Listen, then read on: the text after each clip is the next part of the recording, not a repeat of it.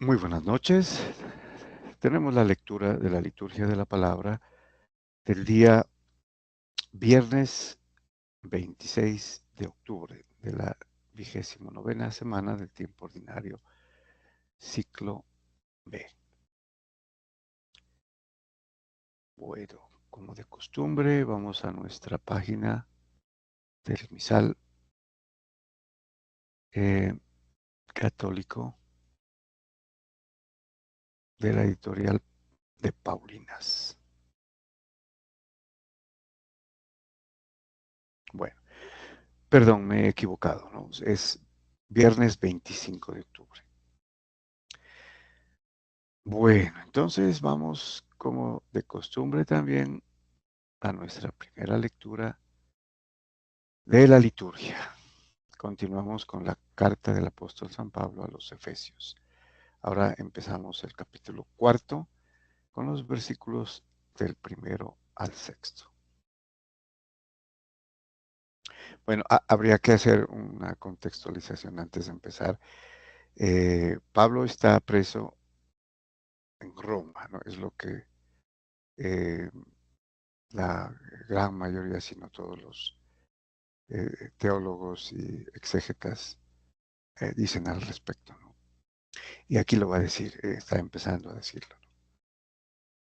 Hermanos, yo, el prisionero por el Señor, les ruego que caminen como pide la vocación a la que han sido convocados. El prisionero por el Señor. Entonces aquí eh,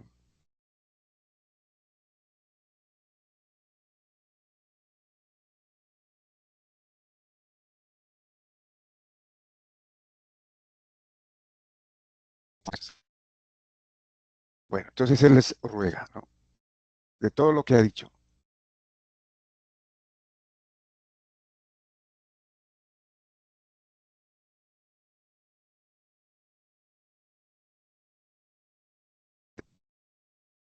Sido convocados o a la que han sido llamados.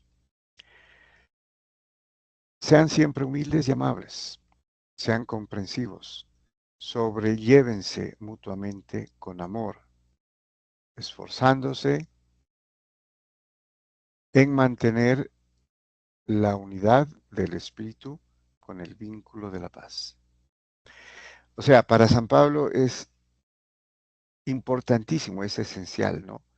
Porque él ha hablado tanto del cuerpo de Cristo, ¿no? Del cual Cristo es la cabeza y nosotros somos los miembros. Entonces, obviamente que él va siempre a manifestar la importancia de mantener la unidad, ¿no? Del espíritu con el vínculo de la paz. No quiere miembros separados, quiere todos los miembros pertenecientes, unidos a un único cuerpo, que es el de Cristo, ¿no? Del cual él es la cabeza. Y es la iglesia. Bueno, y lo va a desmenuzar, digámoslo aquí. Un solo cuerpo y un solo espíritu. Como una sola es la esperanza de la vocación a la que han sido convocados. Un Señor, una fe, un bautismo. Aquí vemos, ¿no? Eh, bueno, el énfasis que le pone él en la unidad. Y así nació la iglesia, ¿no? El cuerpo místico de Cristo nació eh, una, como quería el Señor, como Él ruega al Padre, ¿no? El Señor Jesucristo, en el capítulo 17 de San Juan, que todos sean uno como nosotros, Padre, tú y yo, somos uno, como nosotros somos uno. Ahí está. Y el Espíritu Santo también, somos uno. Entonces, Él va a ser reiterativo. Luego vendrán disensiones, herejías, ¿no? Ya a los judaizantes, ya se refirió a los judaizantes aquí, con los Gálatas y también con los Efesios, ¿no? Entonces dice, no, tienen que mantenerse unidos, un solo cuerpo. un solo Señor, una fe, un bautismo. Y continúa, un Dios, Padre de todos, que está sobre todos, actúa por medio de todos y está en todos. Entonces, actúa por medio de todos. Él actúa, nosotros somos, digamos, colaboradores, que es colaborar, co-trabajar con Él, ¿no? Somos aislados. Por eso nadie se salva solo. Todos somos, si nosotros seguimos a Cristo, somos parte de Cristo, hacemos lo que hizo Él, ¿no? Es dar la vida por otros, por los demás, salvar a otros. Entonces, salvarnos nosotros mismos es un acto egoísta, ¿no? Tenemos que imitar a Cristo. Y lo hacemos con las obras de caridad, con las oraciones, con los sacrificios, ¿no? Y obedeciendo la palabra, poniéndola por obra, la palabra del Evangelio. Entonces esta parte, un Dios, Padre de todos, que está sobre todos, actúa por medio de todos y está en todos, que son los miembros de un solo cuerpo, Jesucristo, que es la iglesia. Bueno, vamos al Salmo responsorial, tenemos el Salmo 23, cuyo responso es, esta es la generación que busca tu rostro, Señor. ¿No? Es el canto que hacían los judíos, ¿no? O los israelitas en el Salmo, ¿no? ¿Sí? Entonces eh, es un salmo, este Salmo 23 es un salmo que va a alabar también, ¿no? La omnipotencia, el poder del Señor, el poder de Dios, ¿no? Y luego para los atributos de las personas, ¿no? Que quieren acercarse a Dios. Bueno, entonces nos dice el salmista, del Señor es la tierra y cuanto la llena, el orbe y todos sus habitantes. Él la fundó sobre los mares, Él la afianzó sobre los ríos. Es una declaración eh, monoteística de la religión. Un Dios, ya lo escuchamos de San Pablo, pero ahora en el Salmo, ¿no? Contra el ateísmo, hay un Dios que creó todo, todo, y cuanto a tierra y cuanto lo llena. El orbe, el orbe quiere decir eh, el universo, ¿no? Bueno, continuamos. ¿Quién puede subir al monte del Señor? ¿Quién puede estar en el recinto sacro? El hombre de manos inocentes y puro corazón que no confía en los ídolos.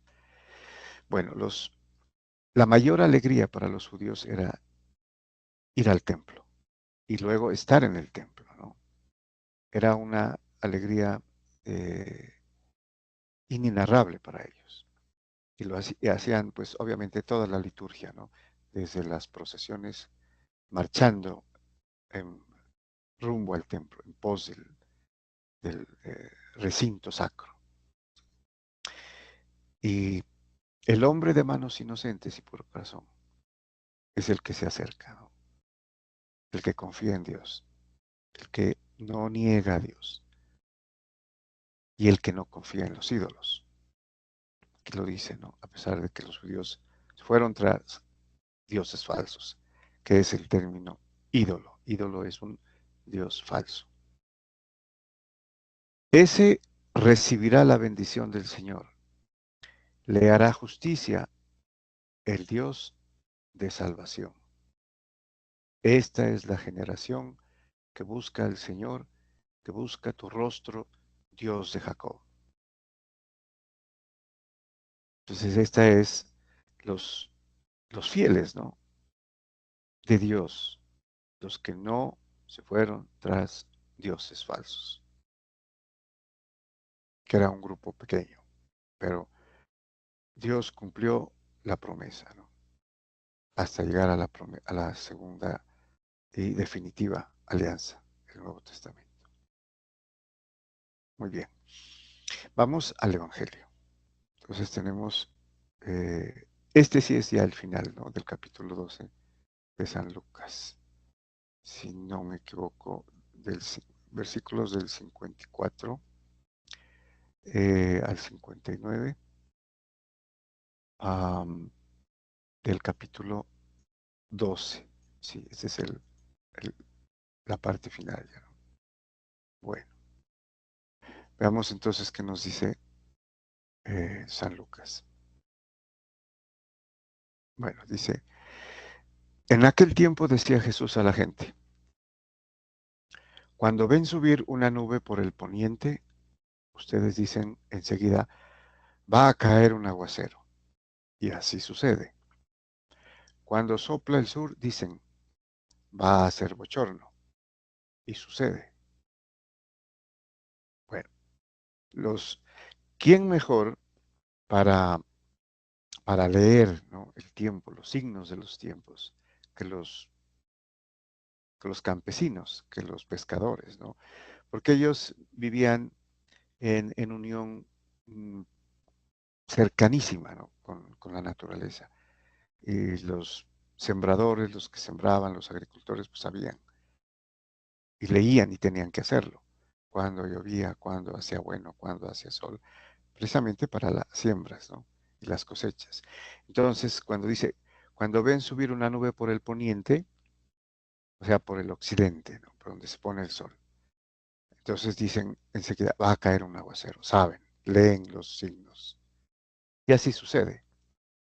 Cuando sopla el sur, o sea, cuando hay vientos del sur, en otras versiones dice del mediodía, dicen va a ser bochorno, va a ser calor. Y así sucede.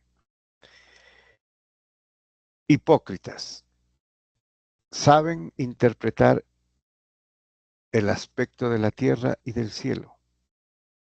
Pues, ¿cómo no saben interpretar el tiempo presente?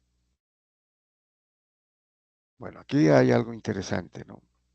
Él le está hablando a la gente sencilla, a quienes lo seguían, ¿no? ¿Y por qué les dice hipócritas cuando este término lo utilizaba para referirse a los fariseos? ¿Mm? Bueno, lo tenemos en la siguiente parte. Eh, obviamente es referido a los fariseos, ¿no?, que posiblemente estaban por allí, porque siempre estaban por ahí, ¿no?, como espías, reportando a los sacerdotes, a los sumos sacerdotes, ¿no?, lo que decía. Y como lo dice en varios pasajes, para cogerlo en alguna palabra.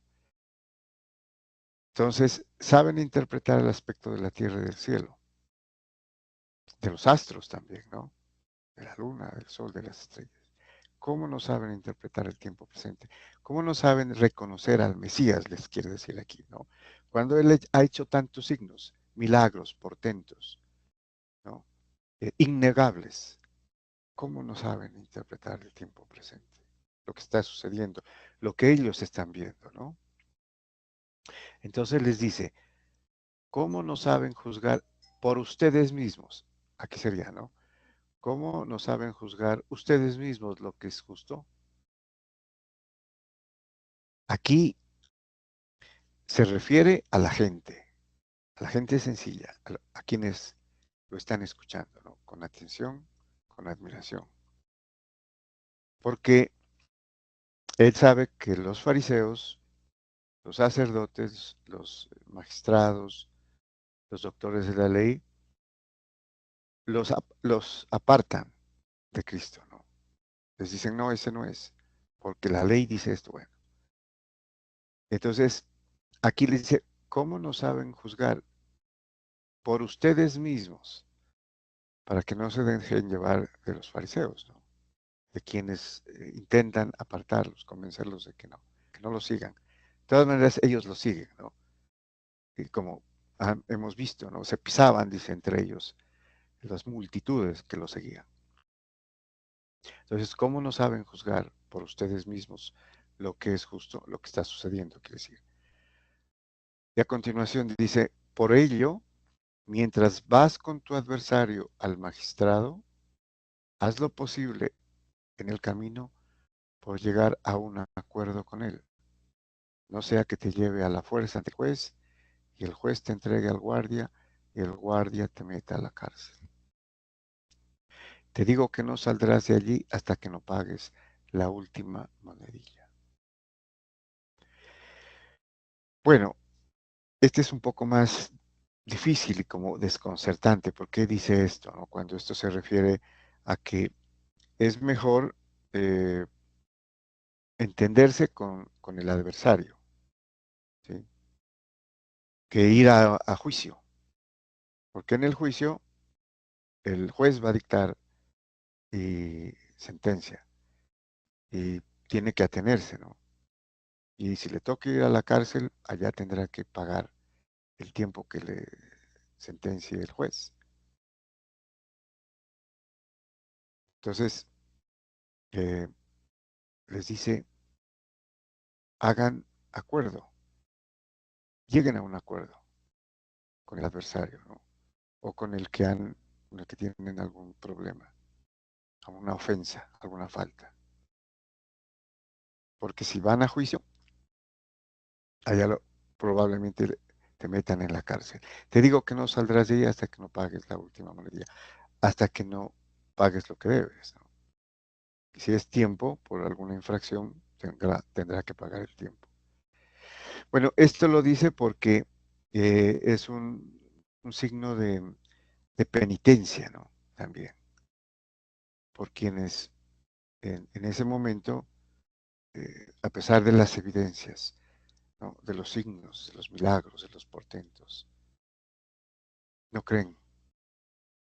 Y porque son también, son sacados o se dejan llevar por los fariseos, ¿no? Entonces, en otras palabras, están diciendo, arrepiéntanse, ¿no? Es mejor llegar a un acuerdo, por ejemplo, creer lo que ven, las evidencias, que dejarse llevar. Porque si van a juicio, se han negado al propio Dios en la carne. Dice, no saldrás de la cárcel hasta que no pagues toda la pena, quiere decir, ¿no? En la cárcel lo que se paga es la pena debida por la culpa. Entonces, bueno, tiene otras acepciones, ¿no? Pero eh, básicamente es esta parte primera. Muy bien, muchas gracias y bendiciones.